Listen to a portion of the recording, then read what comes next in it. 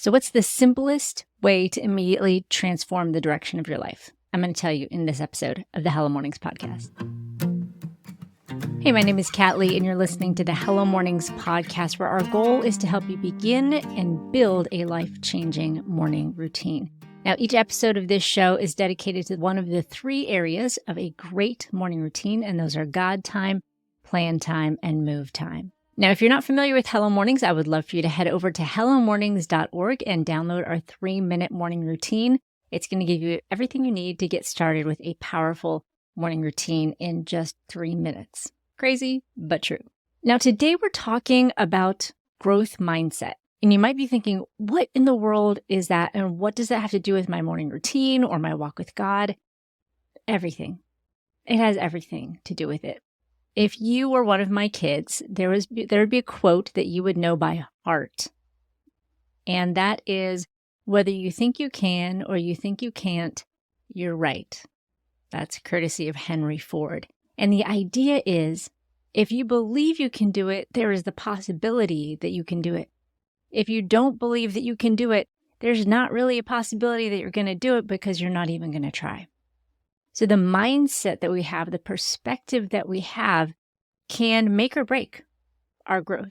It can make or break how much we believe that God can do what he says he can do in our lives. Now, you might be thinking, well, what is a growth mindset? Well, it's really just the opposite of something called a fixed mindset. There's a great book called Mindset by Dr. Carol Dweck that talks all about these two options. And the idea is that if we have a fixed mindset, we have predetermined what we can or can't do. We've decided what the ceiling is on our personal growth, whether that is athletically, whether that's in business, whether that's in relationship, in our walk with God. We have said, oh, I can't do math, or I'm not a good writer. We have predetermined what the ceiling is on our abilities. A growth mindset makes one simple change. And that is adding the word yet to the end of it. I might say, I'm not good at math yet. I'm not a good writer yet. I'm not fit yet. A growth mindset has the perspective that anything is possible, that I can learn, that I can grow, that I can change. Now, Colossians 3:2 says, set your mind on things above, not on things on the earth. And what I love about that passage is when we put our mind on Christ, what is it that he cannot do? There's nothing. When I set my mind on myself and on my own limitations, I could fail 1,000,000 times over. Now, that's not to say that we are guaranteed success in all areas of our life by any stretch of the imagination. What it is saying is that we want to live from a perspective of faith and hope rather than fear and resignation that we're just not good at something. It's basically having a growth mindset is leaving the door open that I could be good at this, leaving the door open that I could grow in this area or that area. And what I encourage you to do throughout the course of this month is simply to notice. Notice when you have predetermined what you cannot do. Notice when you have predetermined whether or not you can grow in a certain area.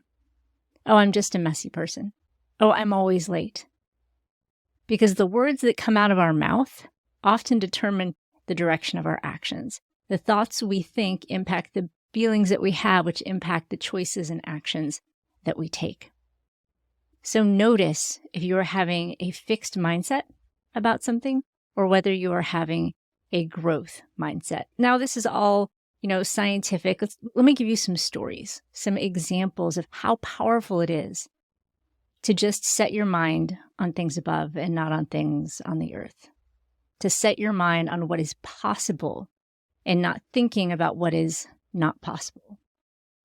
My favorite story, hands down probably, from the Olympics, which is a favorite of mine, is Laura Wilkinson, which I had the honor of interviewing her on this podcast a few months ago. Definitely go check out that episode because her story is fantastic. She loves Jesus.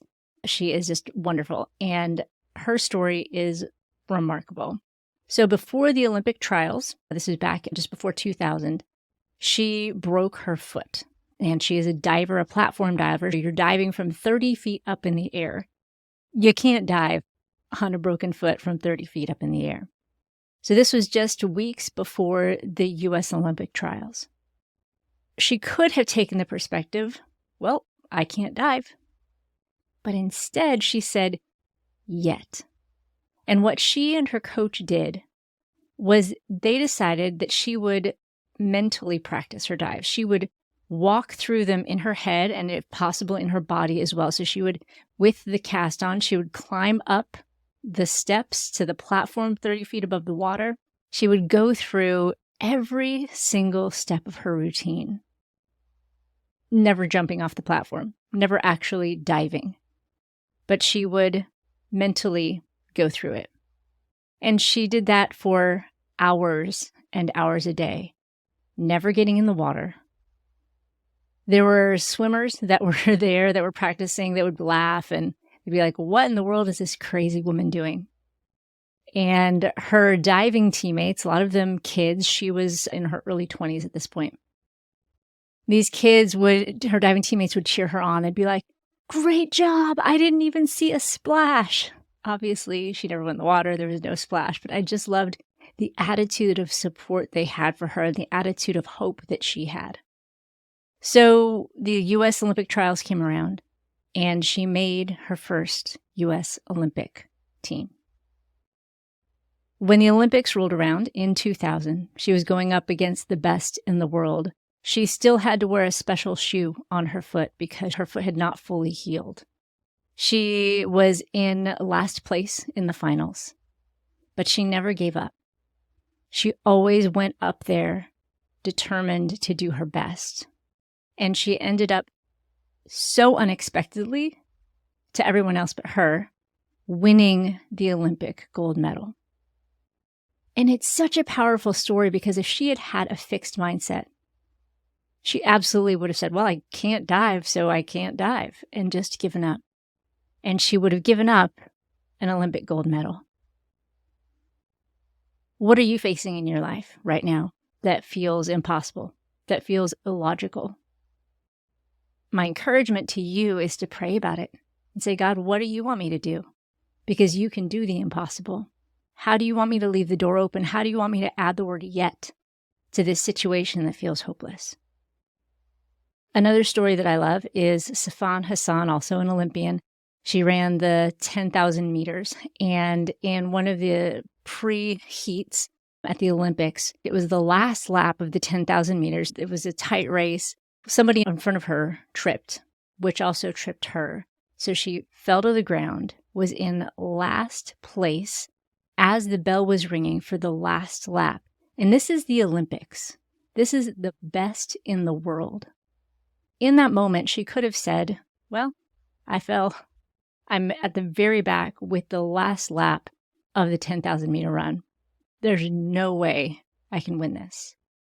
But instead, she said, yet. So she got up, she started running. She passed one person, two people, three people, four people. She ended up winning, passing everyone in one single lap and winning that heat. She went on to win multiple gold medals in that Olympics. In what situation in life do you have right now that you feel like you've fallen down and it's hopeless? Maybe it's your morning routine. Maybe it's your walk with God. Maybe it's a relationship. Maybe it's your health. Maybe it's work.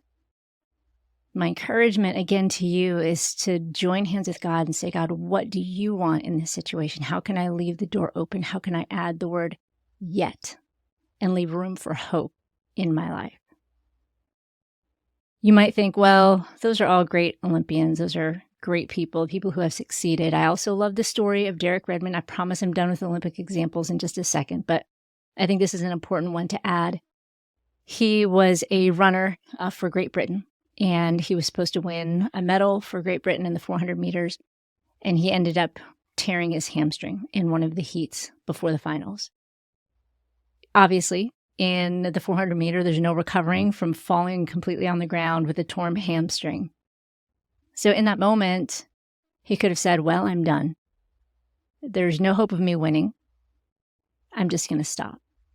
But instead, he may not have won the race, but he won his integrity. He won in character. He won in relationship because he got back up and just clutching his thigh, which had just ripped, he hobbled down the track. And his dad pushed through the crowd, pushed past the security people, runs out onto the track and wraps around his arms around his son, and they journey their whole lives towards this Olympic moment. And this is not the one that they'd hoped for. But they decided to finish the race together, and it absolutely captured the heart of the world. And to this day, Derek Redmond travels around speaking, sharing about that story and the inspiration that we can have in finishing the race. So having a growth mindset doesn't always mean we're going to win. It doesn't always mean it's going to turn out like we want it to turn out. But we leave the door open for hope. A few more stories before I get into some practicals for you. I love the story of Laura Ingalls. You may have read her books, Little House on the Prairie, a whole series, a whole television show shaped around her series, and just an amazing life that she lived. Did you know she didn't write her first book until she was in her 60s? Not a single book before then. Julia Child did not start cooking until her 40s. Grandma Moses, the famous painter who's painted thousands of Americana-style paintings, did not start painting until she was an octogenarian in her 80s. It's not up to us to decide what is possible and what isn't possible. We want to have the mindset that I can grow, I can learn. And we want to also have the wisdom to say, God, where are you leading me to grow and learn? I don't have to be great at everything, but I want to be great at what you made me for and what you called me to. So a few practicals on this. 1, notice. Notice when you have a growth mindset or a fixed mindset. It can be to the smallest thing. If there is a relationship that you're in and even a particular topic and you think, oh, this is never going to change. That's a fixed mindset. Notice that, journal about it, and pray about it. In other areas of your life, if you're thinking about your health or about your ability to do detailed things or your tidiness or how well you keep up with different tasks around your home, your ability to cook, whatever it might be, notice whether you have a fixed mindset or a growth mindset. And as you begin noticing those things, I would encourage you to journal so that you can see the patterns and maybe even identify the lies that the enemy is trying to speak over you. God says that all things are possible through him. We don't need to be limited by the lies of the enemy. Notice what the patterns are in your ability to believe that you can grow and change in the areas where you don't believe that. And then I would encourage you to find scriptures that you can cling to in those moments. One encouragement that I also want to give you is that in this process, when you do quote unquote fail at something, I want you to remember a very important truth. And that is that failure is an indicator. It is not an identity. Too often when we fail at something, let's say we fail a math class and we say, I am not good at math. Well, that's not true. You may have not succeeded in that moment. It's an indicator that maybe I need to study harder. It's an indicator that maybe I need a tutor. It's an indicator that I don't really enjoy this particular subject. But it is not an identity. To say I am not good at math is taking on an identity that God didn't give us. We can acknowledge that maybe there are things we prefer or don't prefer, things where we thrive or don't thrive. But it is not an identity. And I think it's important the words that we speak over ourselves, the things that we say about ourselves. So notice that as well. If you say, I'm just a late person, that's an identity. We want it to be an indicator. Oh, I was late. That indicates I need to leave earlier. That indicates I need to set an alarm to be on time. That indicates I might need a reminder from a friend before I'm supposed to meet with them so I can get there on time. When you don't succeed at something, when you don't meet your own expectations, it is an indicator and it is not an identity. Your only identity is a child of God. And there are no limitations on that. Finally, I want to encourage you to do something that we don't ever really talk about. I have a couple of girls in college, and before they went off to college, we did a self-defense class. And we often think about physical self-defense, but how often do we ever practice mental self-defense? Now, this might sound a little silly, but it's actually really powerful. So in Taekwondo, which is the style of self-defense that I study, there are 4 principles, and those are to avoid, protect, defend, and escape. And in that order: avoid, you want to avoid the danger. You want to protect, you want to protect yourself.